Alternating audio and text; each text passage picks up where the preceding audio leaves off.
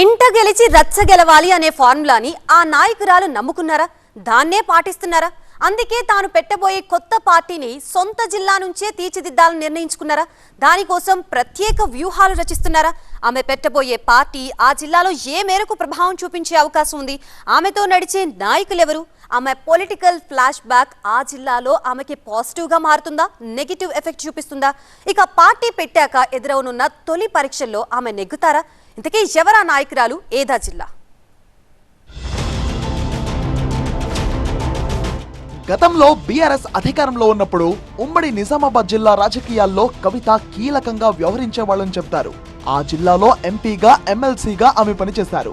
ఇక పదవిలో ఉన్నా లేకున్నా జిల్లా పార్టీ రాజకీయాల్లో ఆమె పాత్ర కనిపించకుండా ఉండేది కాదు. అటు రాష్ట్ర రాజకీయాల్లోనూ ఆమె చురుగ్గా పాల్గొనేవారు. ఆమె రాజకీయాల్లో వచ్చినప్పటి నుంచి తన మెట్టినిల్లు నిజామాబాద్ జిల్లాతో ఎంతో అనుబంధం పెట్టుకున్నారట.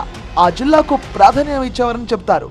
ఇక ఏ ఎన్నికలు వచ్చినా నిజామాబాద్ జిల్లాలో కవిత హల్చల్ మామూలుగా ఉండేది కాదంటారు. అప్పట్లో ఉమ్మడి జిల్లా బీఆర్ఎస్ లో కవిత కీలక నేతగా వ్యవహరించారు. అయితే ఇదంతా గతం.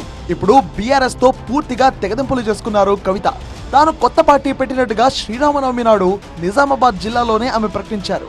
ఏప్రిల్ 25న కొత్త పార్టీ పేరు, విధి విధానాలు ప్రకటిస్తామని వెల్లడించారు. దీంతో ఉమ్మడి నిజామాబాద్ జిల్లాలో కవిత కొత్త పార్టీపై జోరుగా చర్చ జరుగుతోందట. గతంలో తెలంగాణ జాగృతి పేరుతో జిల్లాలో ఆమె కార్యక్రమాలు చేపట్టారు. ఆ కార్యక్రమాల ప్రభావంతో తన వెంట నడిచే వాళ్లు చాలా మందే ఉంటారని కవిత భావిస్తున్నారట. అయితే కొత్త పార్టీ పెడితే కవిత వెంట నడిచేందుకు ఎంతమంది వస్తారనే ఆసక్తికర చర్చ ఇప్పుడు ఉమ్మడి జిల్లా పొలిటికల్ సర్కిల్స్ లో జరుగుతోందట. అయితే ఉమ్మడి నిజామాబాద్ జిల్లాలోని 9 అసెంబ్లీ నియోజకవర్గాల్లో కవిత ప్రభావం ఏ మేరకు ఉంటుందో చూడాలంటున్నారు రాజకీయ విశ్లేషకులు.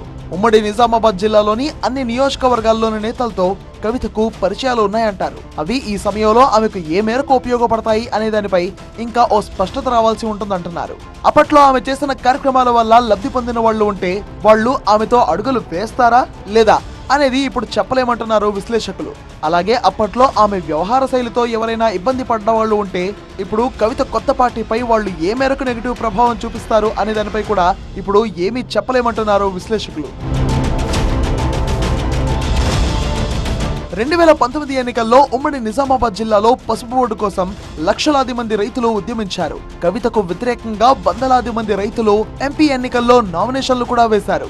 మరోవైపు కొన్ని కారణాలతో కొందరు సొంత పార్టీ ఎమ్మెల్యేలు కూడా తనకు వ్యతిరేకంగా పనిచేయడంతోనే అప్పట్లో తాను ఓడిపోయానని కవిత చెబుతుంటారు. తనకు వ్యతిరేకంగా అప్పుడు బీఆర్ఎస్ నేతలే కొందరు పనిచేశారని ఈ మధ్య కవిత స్వయంగా చెప్పుకొచ్చారట. ఆ ఓటమి తర్వాత బీఆర్ఎస్ అధిష్టానం కవితను ఎమ్మెల్సీ చేసింది.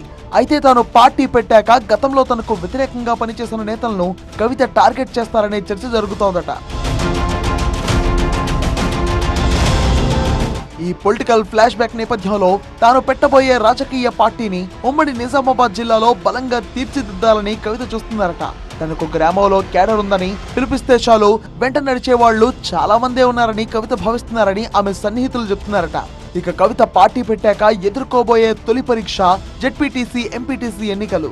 వీటిని ఎప్పుడు నిర్వహించినా రాష్ట్ర వ్యాప్తంగా తమ పార్టీ అభ్యర్థులను పోటీలో దింపుతామని కవిత ఇటీవలే వెల్లడించారు. అయితే అంతమంది అభ్యర్థులు ఆ పార్టీలో ఉన్నారా అనే సందేహాలు కూడా కొందరు వ్యక్తం చేస్తున్నారట. ఇక బీఆర్ఎస్ లో అసంతృప్తిగా ఉన్న కేడర్ తనతో కలిసి వస్తారని కవిత లెక్కలు వేసుకుంటున్నారట. అయితే ఇవన్నీ ఏ మేరకు జరుగుతాయో వెయిట్ అండ్ వాచ్ అంటున్నాయి రాజకీయ వర్గాలు. ఇక ఇందూరు టార్గెట్ గా కవిత తొలి ప్రణాళికలను సిద్ధం చేశారనే టాక్ నడుస్తోంది. నిజామాబాద్ లో కవిత కొత్త పార్టీ ప్రభావం ఏ మేరకు ఉంటుందో మరికొన్నాళ్లలో తేలే అవకాశం ఉందంటున్నాయి రాజకీయ వర్గాలు.